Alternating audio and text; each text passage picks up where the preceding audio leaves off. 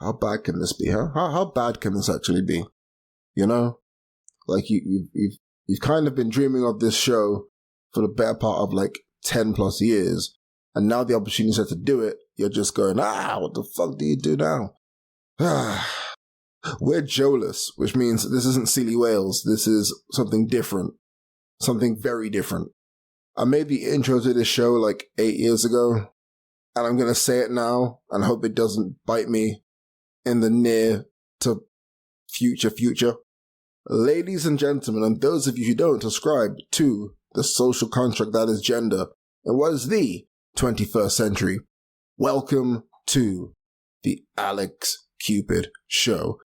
I hate every moment of that. I hate saying my own name as well. Jesus Christ. This is the ball of existential dread in a show, okay?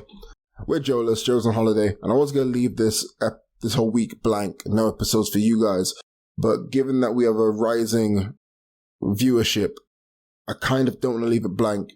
And though the intern, we're going to call him the intern now, Ryan was due to come on later on this week, I just felt like it's an apt time, an apt moment for me to sit down by myself, see if I can still record something by myself as I stare into Audacity and I hate every single second of it. This is a show. We have the same segments as Silly Whales, but it's going to be a lot shorter because there's only one. Okay? There's only one. The less interesting one is me. So, mental health this week. Let's just do it. We need the music anyway, so I have something to do, so the episode looks like it's been edited in some capacity.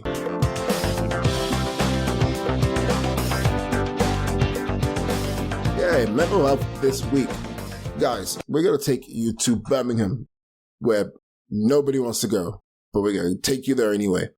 16-year-old boy gets stabbed, and he has loads of loved ones who are panicked, trying to figure out 1, where he is, 2, is he alive, 3, is everything going to be okay? So 40 of them show up at a hospital, and scenes are panicked, but there's nothing bad going on at all. Naturally, you find out a relative of yours has been stabbed, you're going to be freaking out. And thankfully for this young man, he had 40 people out to help him and want to be there for him. Sadly, in the world of social media, the far right have taken that and they've made that they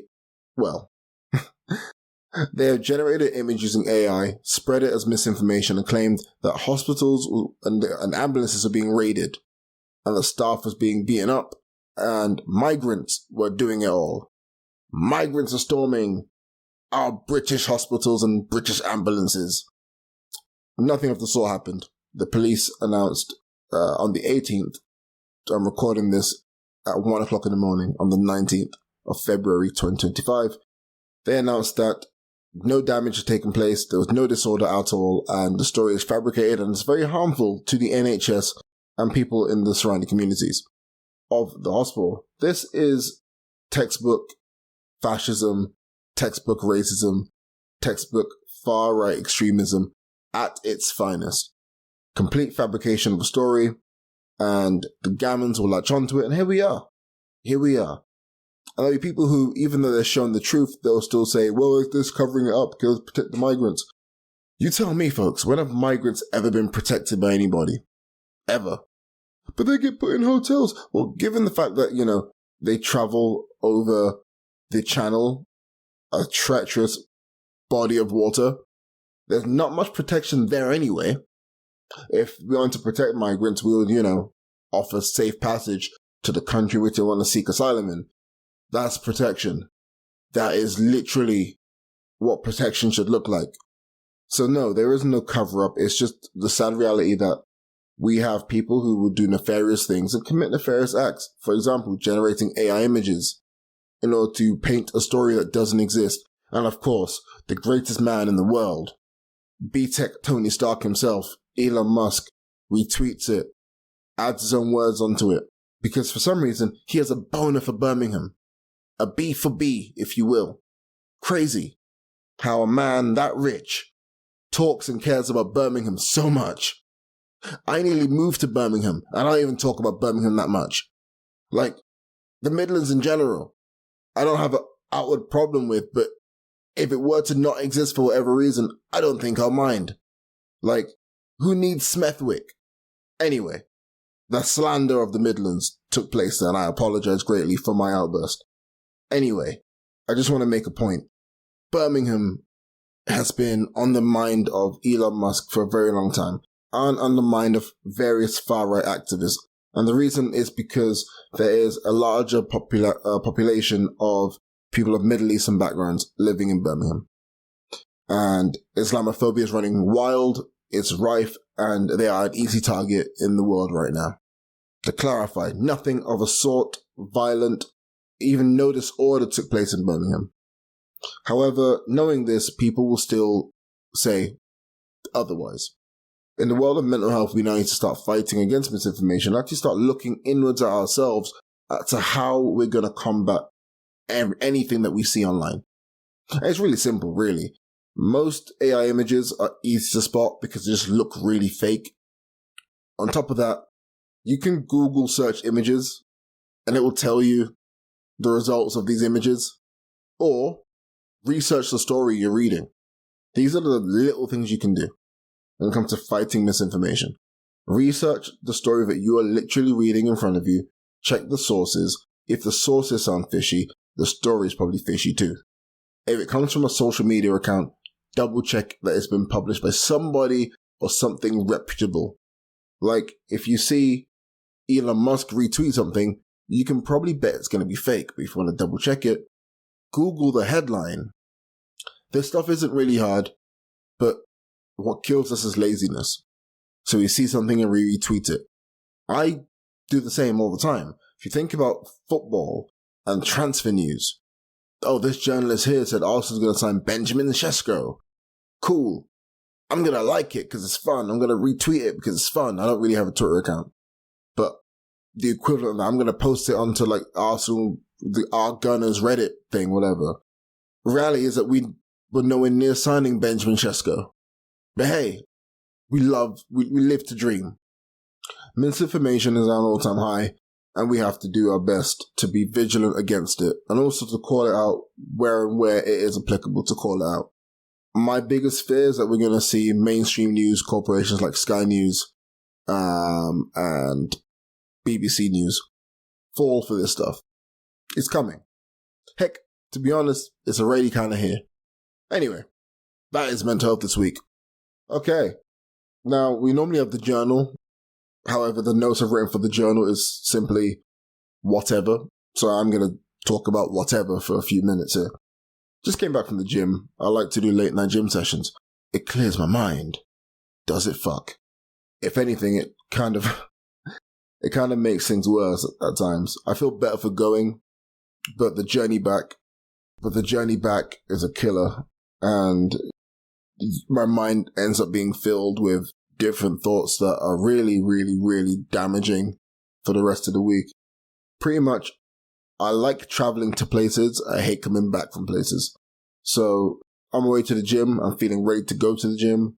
On my way back, I feel like all of the things that I want to exercise out of me immediately come back in.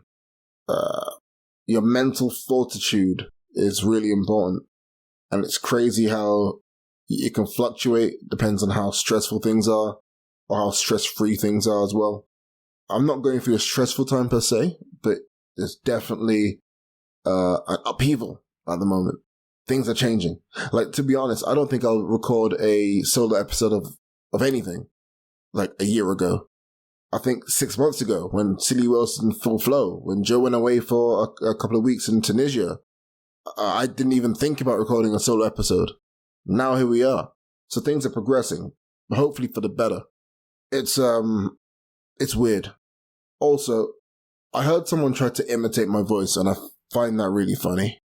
As that person came to the realization that they never actually heard me speak for longer than a few seconds.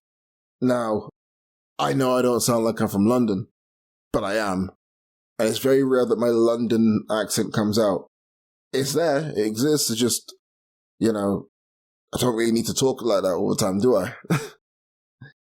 And the accent kind of comes on depending on the context that we're in. I don't think I have a bass accent. It's just whatever context I'm in, the accent just shifts to. Well, it's a dialect, really. That would probably be the right word for it. Anyway. Oh, that's it.